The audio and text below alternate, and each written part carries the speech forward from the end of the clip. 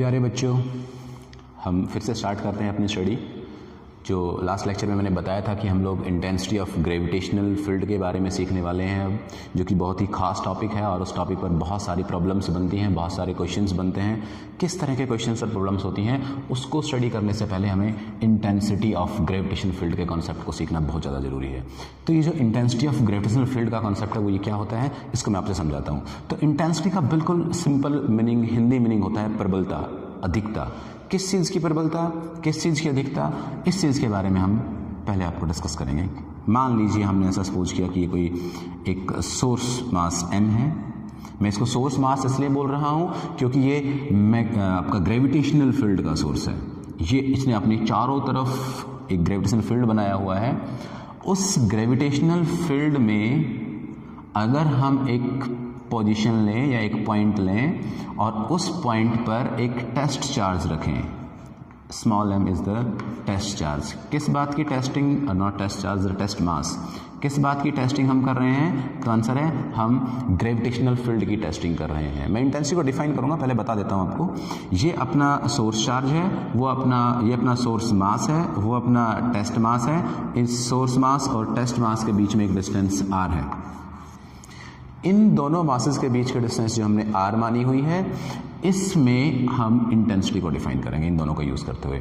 फिर से, इंटेंसिटी या प्रबलता वो होती है तब एक मास ने अपने चारों तरफ एक ग्रेविटेशनल फील्ड बनाया हो और उस ग्रेविटेशनल फील्ड में हम लोग किसी एक टेस्ट मास को रखें किसी लोकेशन पर, और उस लोकेशन पर जो वो टेस्ट मास एक फोर्स एक्सपीरियंस करेगा, वो फोर्स इस पोजीशन पे कुछ होगा, यहाँ पर कुछ और होगा, यहाँ पर कुछ और होगा, यहाँ पर कुछ और होगा। डिफरेंट लोकेशंस पर उस टेस्ट मास के फील की गई फोर्स का, जो फोर्स की प्रबलता है उसके बारे में हम लोग डिस्कशन करते हैं। उस फोर्स की प्रबलता को या उस फील्ड की प्रबलता को इंटेंसिटी ऑफ ग्रेविटेशनल फील्ड कहा जाता है, जो इस टेस्ट मास ने फील की। एक बार फिर मैं इसको सिंपल भाषा में अगर लिखना चाहें तो हम इसको कहते हैं फोर्स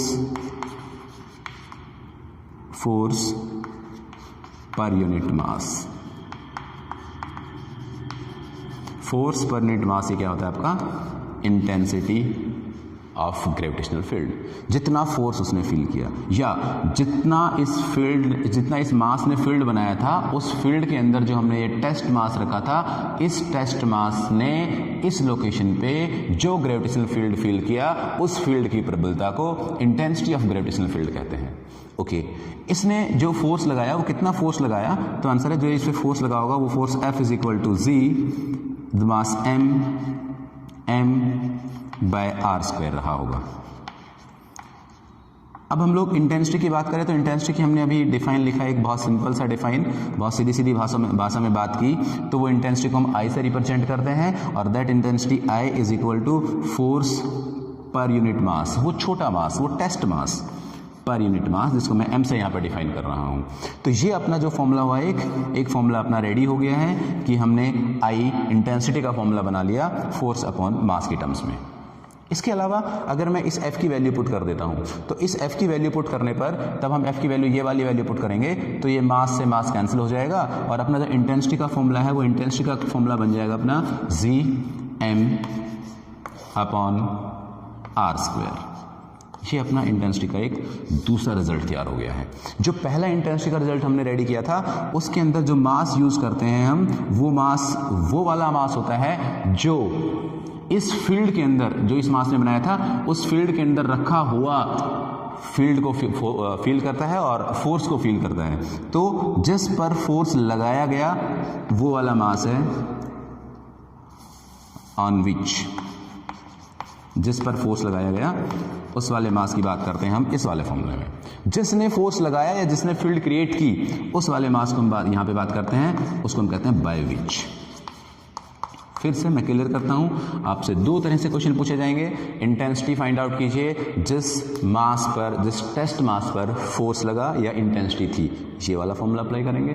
तब आप लोगों को बताया जाएगा कि वो वाला फॉर्मूला या वो वाली इंटेंसिटी निकालिए जिसमें आपको source of the gravitational field दे रखा था। ये जो source of the gravitational field है उसको अगर हम यूज करेंगे तो हमारा फॉर्मूला होगा I = Gm/r², बाय विच, जिसने उस फील्ड को बनाया। तो ये अपना इंटेंसिटी के बारे में चर्चा हो गई। किस तरह की क्वांटिटी है इंटेंसिटी? तो इंटेंसिटी का रिप्रेजेंटेशन तो I है। Intensity is a vector quantity. Intensity of gravitational field is a vector quantity. और अगर ये वेक्टर क्वांटिटी है तो आपको पता होना चाहिए कि इसकी डायरेक्शन किस तरफ है। तो इसकी डायरेक्शन के बारे में मैं बात करता हूं। डायरेक्शन कहां पर होती है? हमेशा इंटेंसिटी की डायरेक्शन, हमेशा इंटेंसिटी की डायरेक्शन टुवर्ड्स द सोर्स मास होती है, सोर्स मास की तरफ। जैसे इस एग्जांपल में हम समझते हैं कि ये अपना टेस्ट मास है, ये अपना सोर्स मास है, ये अपना सोर्स मास है। तो सोर्स मास की तरफ किसकी डायरेक्शन होगी? इंटेंसिटी की डायरेक्शन होगी। अपनी इंटेंसिटी की डायरेक्शन हमने क्या बताया किस तरफ होती है? टुवर्ड्स द सोर्स मास। अब ये सोर्स मास की तरफ होती है, ऐसा भी समझ सकते हैं आप, या इसका एक दूसरा मैं एग्जांपल देता हूं। अगर इंटेंसिटी एक वेक्टर क्वांटिटी है तो इंटेंसिटी फोर्स और मास से मिलकर बनी हुई है। तो ये जो मास है ये एक ड्राइव्ड क्वांटिटी नहीं, फंडामेंटल क्वांटिटी है। तो ये फंडामेंटल क्वांटिटी है, तो ये फोर्स की जो क्वांटिटी है वो एक वेक्टर क्वांटिटी है। तो direction of intensity and direction of force is what? Direction of intensity and direction of force is always same. इस मास ने अपना ग्रेविटेशनल फील्ड बनाकर इस टेस्ट मास पर इस डायरेक्शन में फोर्स लगाया।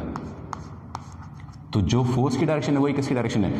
इंटेंसिटी ऑफ ग्रेविटेशनल फील्ड की डायरेक्शन है। तो इन दोनों की जो डायरेक्शन होती है वो सिमिलर होती है। तो हमेशा इंटेंसिटी की डायरेक्शन भी क्या होती है? फोर्स की डायरेक्शन ही होती है। अच्छा, हम लोग अब यूनिट के बारे में स्टडी कर लेते हैं कि इसकी यूनिट क्या होती है। Unit of intensity, unit of intensity is what? I force की यूनिट होती है न्यूटन पर किलोग्राम। ये आपकी MKS सिस्टम में हुई। चलिए सीजीएस सिस्टम में डिस्कस कर लेते हैं। अब अगर डिस्कस करने ही लगे हैं तो ये आपका डायन पर ग्राम हो जाएगा। ये आपकी हो गई है सीजीएस सिस्टम में। और सीजीएस के बाद हम लोग इसके अब डायमेंशन फॉर्मूला भी डिस्कस कर लेते हैं। तो ये जो डायमेंशन फॉर्मूला होता है वो डायमेंशन फॉर्मूला होता है फोर्स का mLT-2/m kilogram, that is equal to what? LT-2 is the dimension formula of intensity. Intensity के बारे में ढेर सारी चर्चा या इस तरह की बातें डिस्कस करने के बाद अब हम इस पॉइंट पर आ गए हैं कि इंटेंसिटी, फिर से इंटेंसिटी में दो तरह की चीज़ें यूज होती है। पहला, हम इंटेंसिटी फाइंड आउट करते हैं किसी भी पॉइंट मासेस के लिए, या हम इंटेंसिटी फाइंड आउट करते हैं किसी भी डिस्ट्रीब्यूटेड मासेस के लिए।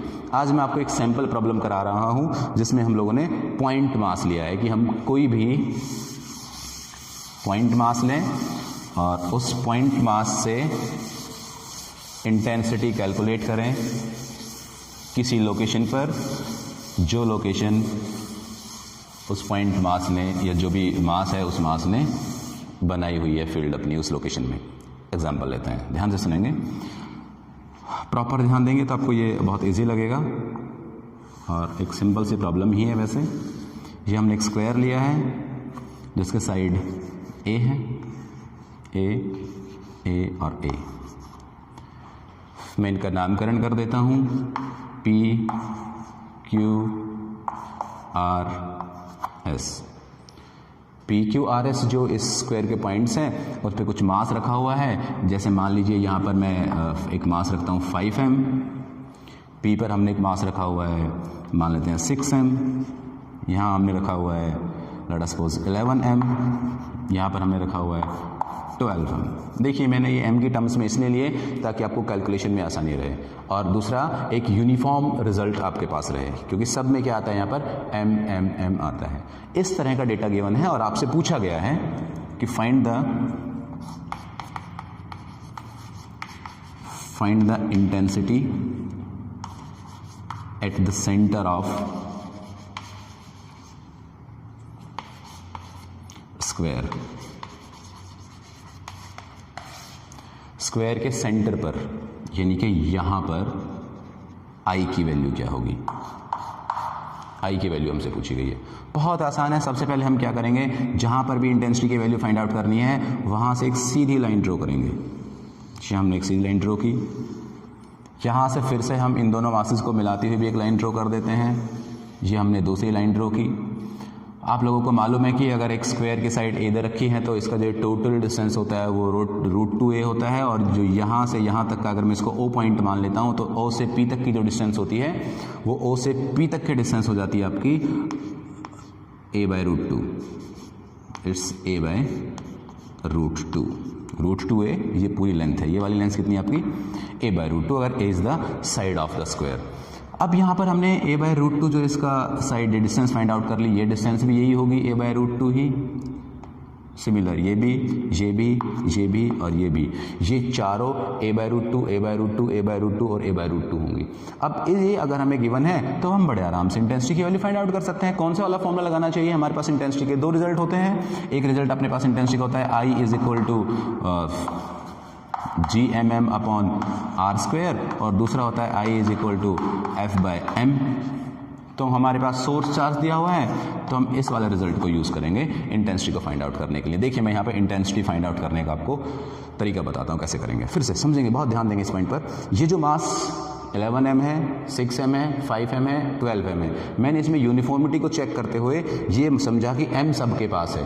तो अगर यहाँ पर ये 11, 6, 5, 12 नहीं होते, ओनली m ही होता, तो इस m की वजह से यहाँ पर जो इंटेंसिटी आती I, वो इंटेंसिटी I देखिए कितना होती। Intensity I, let us suppose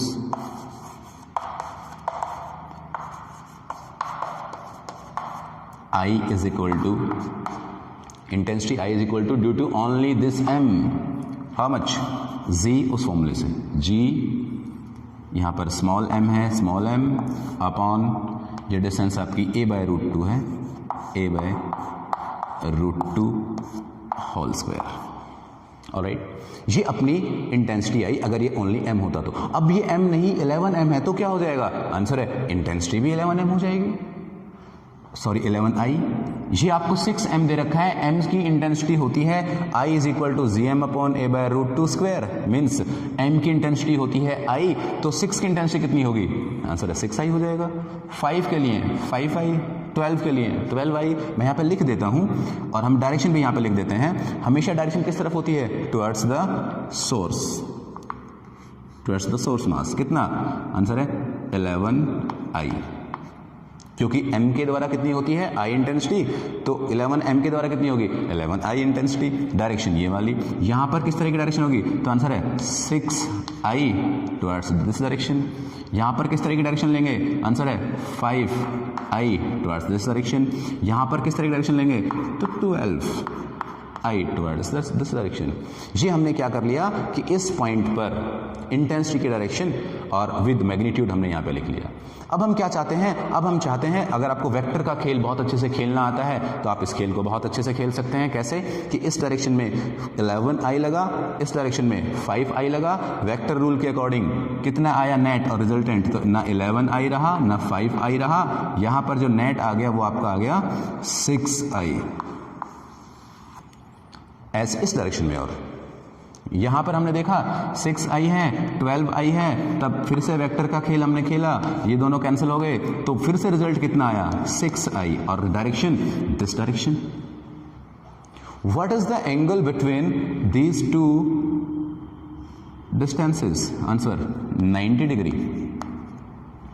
अब बहुत आसान हो गया अपने लिए कि हमारे पास 6i दो वेक्टर क्वांटिटीज किसी 90 एंगल डिग्री पर, जो 90 डिग्री का एंगल है उस पर अप्लाई हो रहे हैं। तो देखिए मैं अब यहाँ पर आपको याद दिलाता हूँ वेक्टर की कहानी। अगर आपको याद हो तो वेक्टर में हमने स्टडी किया था कि अगर हमारे पास दो फोर्स हैं और दोनों फोर्स F हैं और उनके बीच कोई एंगल अल्फा है, तो उनका जो रिजल्टेंट आएगा, F रिजल्टेंट जो आया करता था वो आपका F रिजल्टेंट डायरेक्ट हुआ करता था 2F cos α/2। ऑलराइट, ये जो रिजल्ट था वो वेक्टर के खेल से समझ में आता है कि ये रिजल्ट डायरेक्ट कैसे आया करता था। इसको हमने वेक्टर में सीखा हुआ है। चाहे तो मैं यहाँ पे फिर से आपको बता देता हूँ बहुत शॉर्टकट में, ध्यान से देखेंगे आप लोग। मान लीजिए अपने पास F1 is equal to F2 is equal to F है, तो रिजल्टेंट का फॉर्मूला हुआ करता है अपने पास root of F1 square plus F2 square plus 2F1 F2 cos alpha if alpha is the angle, then if F1 F2 is equal to F, तो ये क्या बन जाएगा आपका F square plus again F square plus 2F square cos alpha। यहाँ से अगर मान लीजिए मैं कॉमन ले लेता हूँ आपके इस F स्क्वायर को, ये मैंने आपको यहाँ पे बना दिया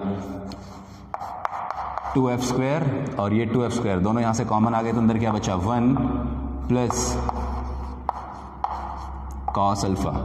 अभी जो 1 प्लस कॉस अल्फा है इसको हम ट्रिग्नोमेट्री से लिख सकते हैं, और वो ट्रिग्नोमेट्री यूज़ करके हम इसको लिखेंगे 2F स्क्वायर, और ये जो 1 प्लस कॉस अल्फा ये लिखा जा सकता है आपका 1 प्लस 2